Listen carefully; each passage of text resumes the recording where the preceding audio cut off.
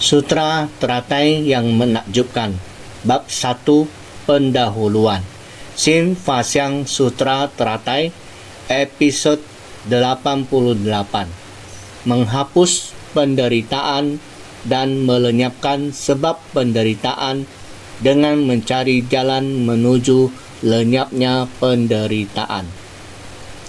Kita sebagai manusia harus tahu akan penderitaan dan memahami kalau akumulasi adalah sebab penderitaan. Guna menghapus penderitaan dan melenyapkan sebab penderitaan, hendaknya mencari jalan menuju lenyapnya penderitaan. Orang-orang mengacaukan pikiran sendiri dikarenakan adanya ketidaktahuan. Sungguh, kita harus memahami penderitaan. Hari demi hari, semua orang sedang melewati hari.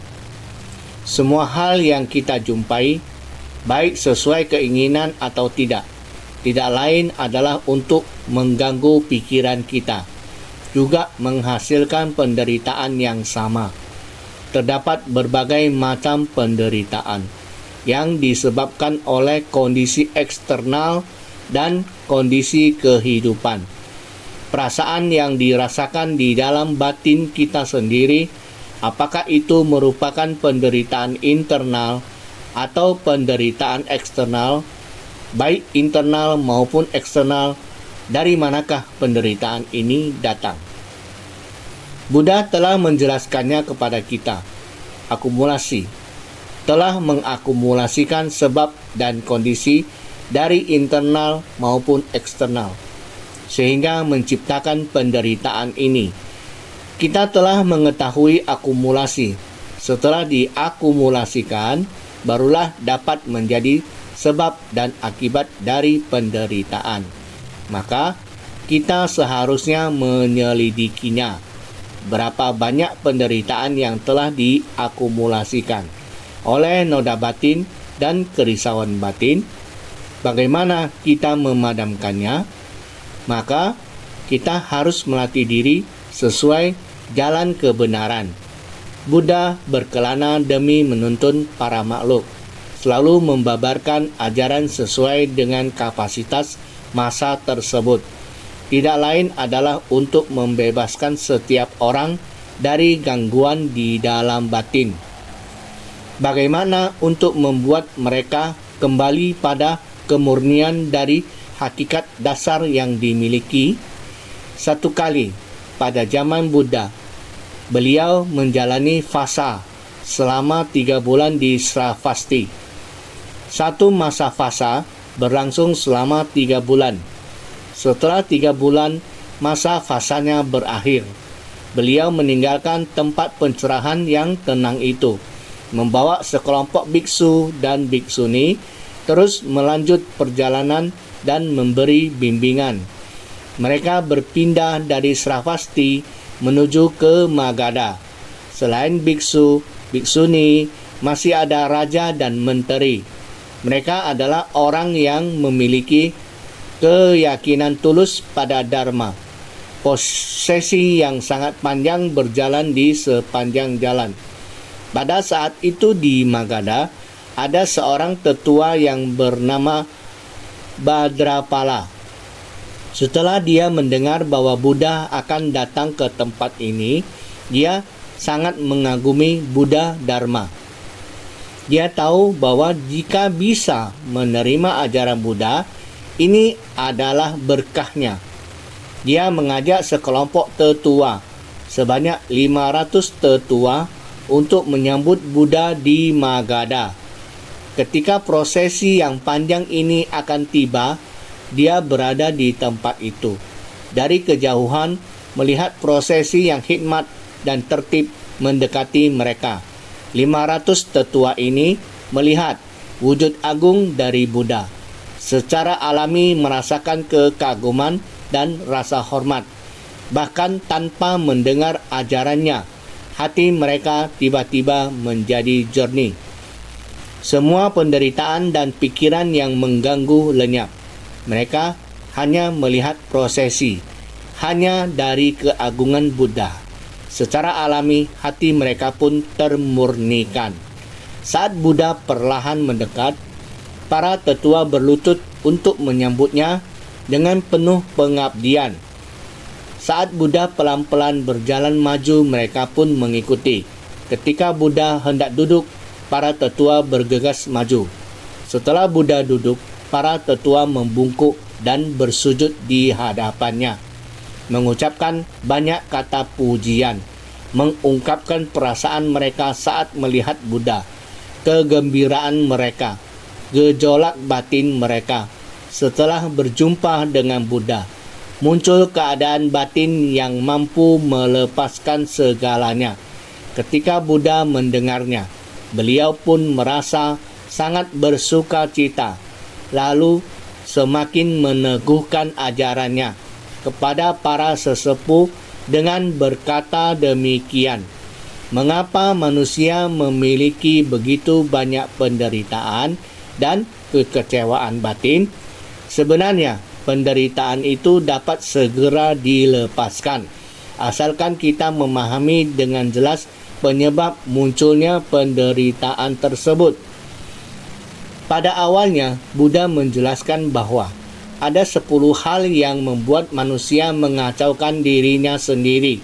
Kekacauan ini mengganggu batin kita, dan secara alami, berbagai penderitaan pun berkumpul.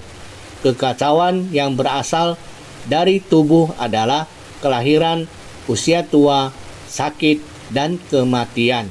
Itulah 4 penderitaan. Sedangkan dari batin terdapat kesedihan, duka, penderitaan, dan kegelisahan. Ditambah lagi rasa murung, keluh kesah, serta penderitaan akibat kelahiran kembali dalam lingkaran samsara. Keseluruhannya berjumlah 10 bentuk kekacauan yang diciptakan oleh diri sendiri. Aspek tubuh atau fisiologi, yaitu lahir, menjadi tua, sakit, dan mati. Aspek pikiran atau psikologi, yaitu kekhawatiran, kesedihan, penderitaan, kerisauan, keluhan, penuh kekhawatiran, dan tumimbal lahir, disebut sebagai 10 pengacau batin. 8 macam kerisauan dari tubuh dan batin di atas membawa kesedihan bagi kita. Takut lahir, takut mati, takut tua, takut sakit, dan di dalam batin tiada henti-hentinya berfluktuasi atau bergejolak. Lahir, menjadi tua, sakit, dan mati. Kerisauan yang bergejolak semacam ini tahu bahwa itu membuat kita gundah. Harus bagaimana agar bisa melepas? Benar-benar membuat orang menghela napas. Hal semacam ini sangatlah halus. Kerisauan halus ini membawa kita pada 6 alam kehidupan dan 3 alam kelahiran rendah. Seperti ini terus bertumimbal lahir. Ini merupakan sumber penderitaan. Kita mestinya harus melatih diri di jalan kebenaran untuk melenyapkan penderitaan. Demi untuk melenyapkan penderitaan, kita harus membina diri di jalan kebenaran ini. Jalan kebenaran adalah jalan apa? Tentu saja kita harus mengamalkan ajaran yang diajarkan oleh Buddha. Mengamalkan sesuai yang diajarkan. Buddha membuka jalan ini kepada kita. Jalan pencerahan agung. Jalan pencerahan yang sangat lurus. Jalan yang rata dan lebar. Ingin agar kita menapakinya. Jadi tubuh dan batin kita harus berlindung pada Tisarana. Berlindung pada Buddha, berlindung pada Dharma, berlindung pada Sangha.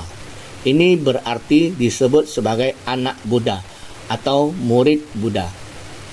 Bagi orang-orang yang merupakan putra-putra Buddha, yang mana menjalankan berbagai macam praktik untuk mencari kebijaksanaan tiada tara, mereka membabarkan tentang jalan dari kemurnian. Dari Sutra Teratai bab 1 bagian pendahuluan.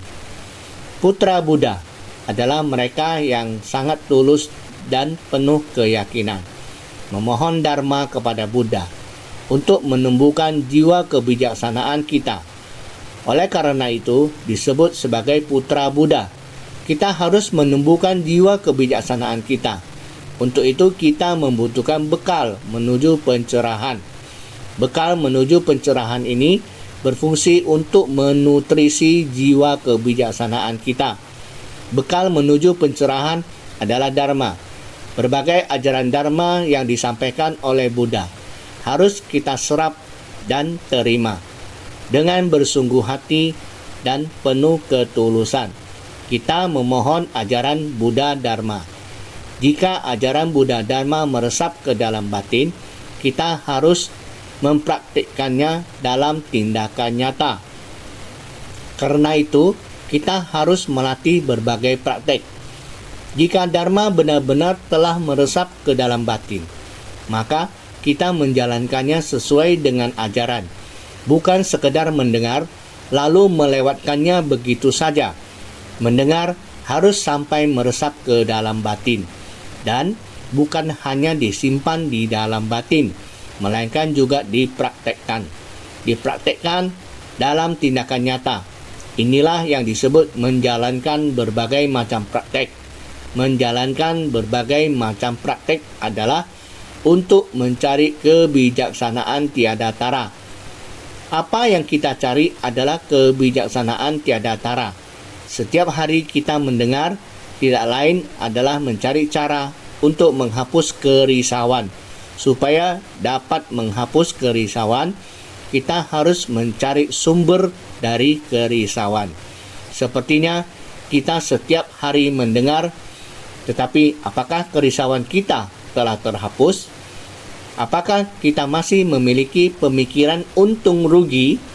Apakah masih terdapat konflik antar sesama? Kita bertanya pada diri kita sendiri.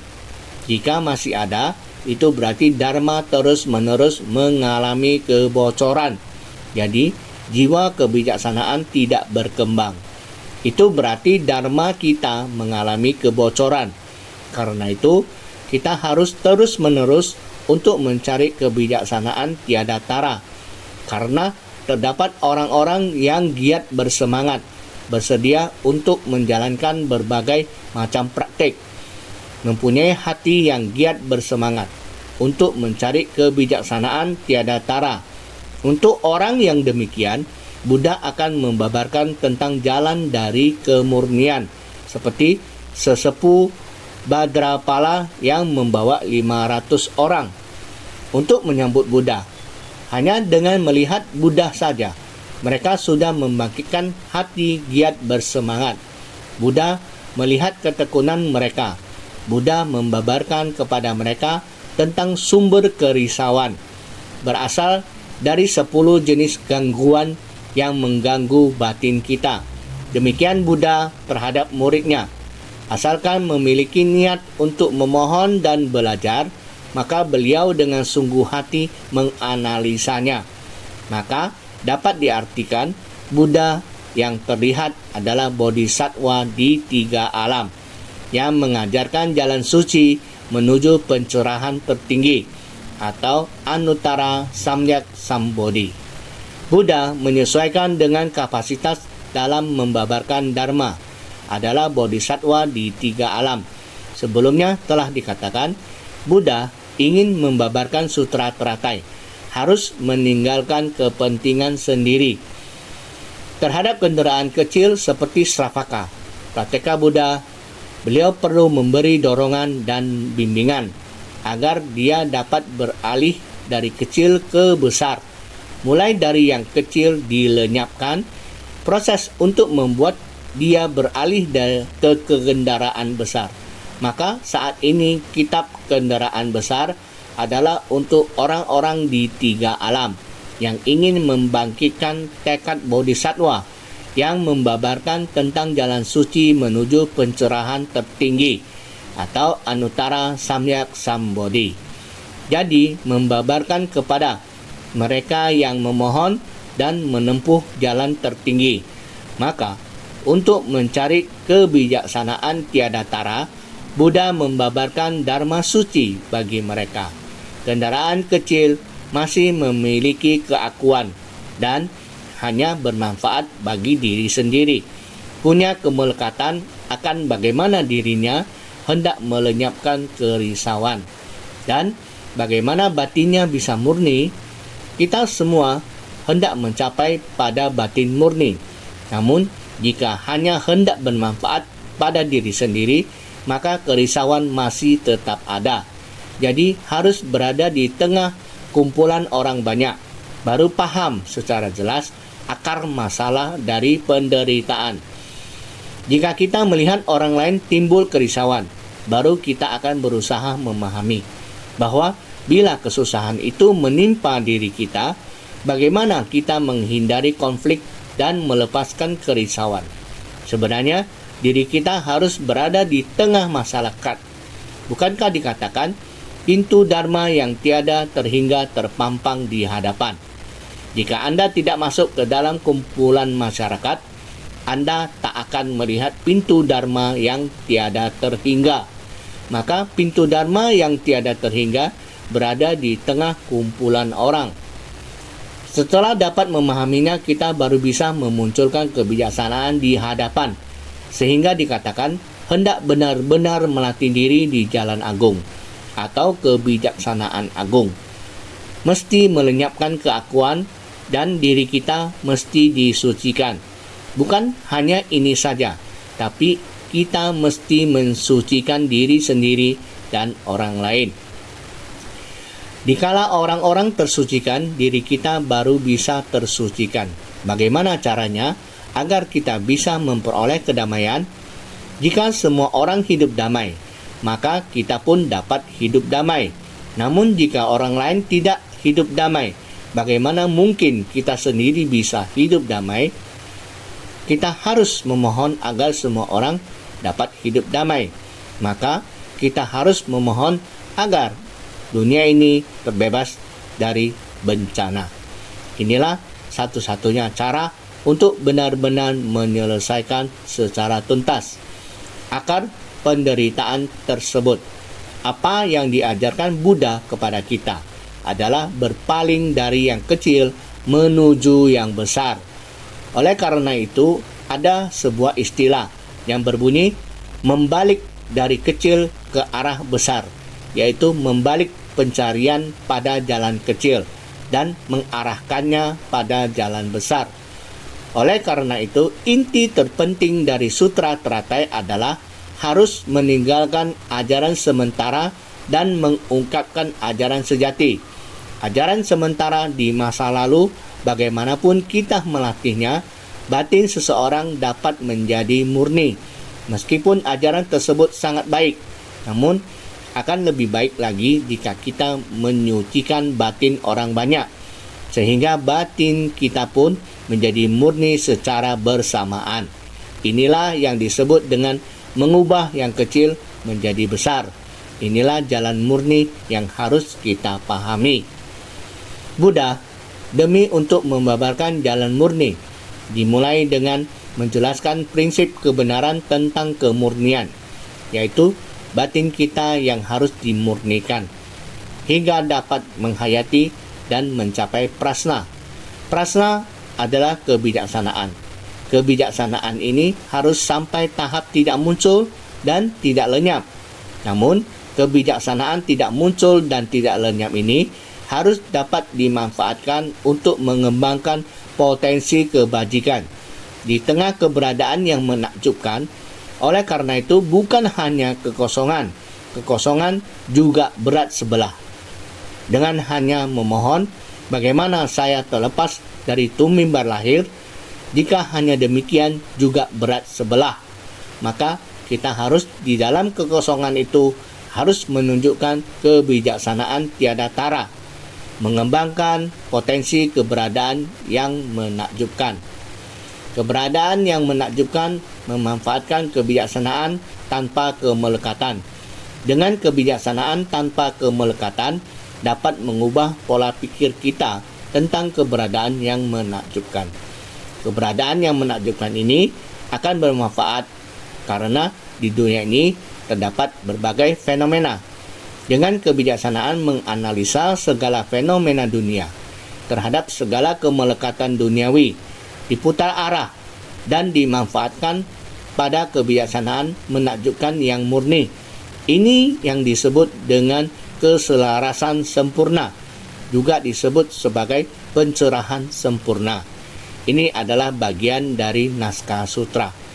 Berikutnya dikatakan, Manjusri, ketika berdiam di sini, aku melihat dan mendengar hal-hal seperti ini, serta seratusan miliar hal lainnya.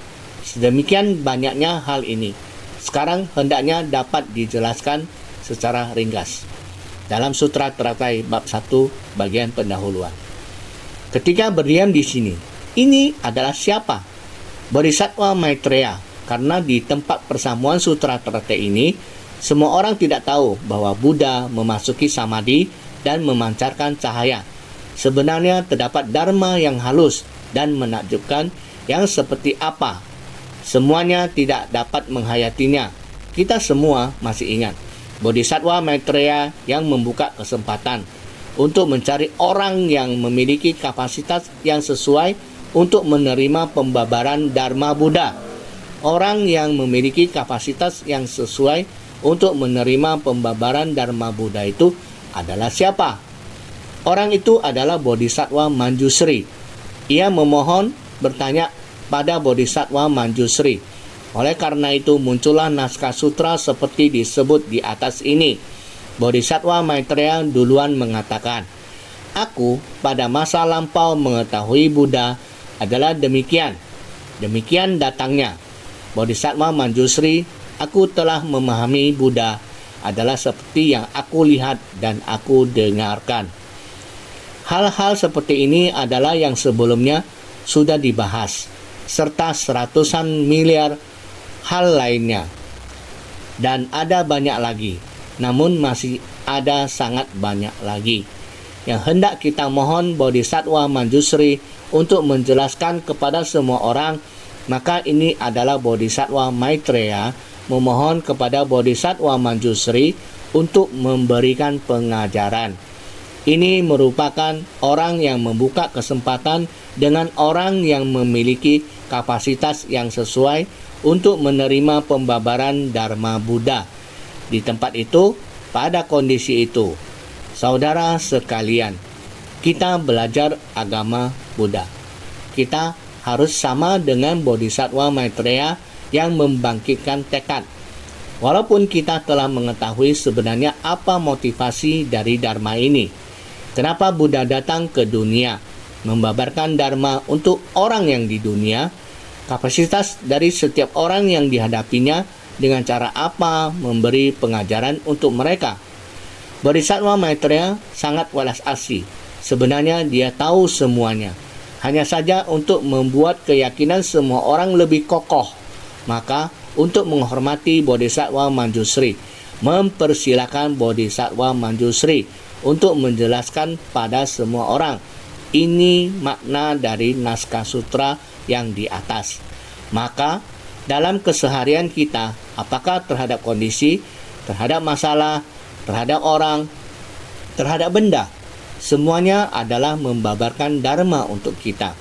Mempunyai Dharma yang penuh di dalamnya. Sebelumnya telah sharing kepada semua orang. Di antara segala sesuatu di alam semesta ini, semuanya mengandung kebenaran sejati, batin kita. Bila kita bersungguh hati menghadapi kondisi, apapun kondisinya, semuanya adalah Dharma yang menakjubkan. Sehingga semua orang harus bersungguh hati.